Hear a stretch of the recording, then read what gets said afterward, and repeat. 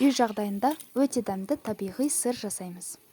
Ең алдымен сүтті ысытып, үстіне творог салып, осылай ерітеміз. Сүт сары суға айналған соң, сүттен творогты осылай дұрышлактың көмегімен сүзіп аламыз. Қалған сывороткадан блинін жасауға болады, оны келесі видеомда көре аласыздар. Творогты қайтадан қазанға салып, үстіне 40 грамм сары май, жарты ас қасық тұз, жарты шай қасық ас содасы, бір жұмыртқа салып, жақсылап араластырып, қайтадан плитаға қоямыз.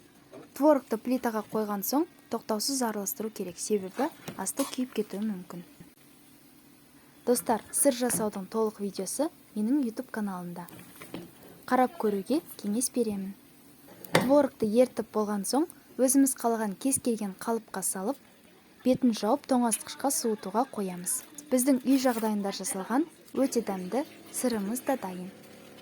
Рецепті сақтап қою үшін лайк басуды ұмытпаңыздар.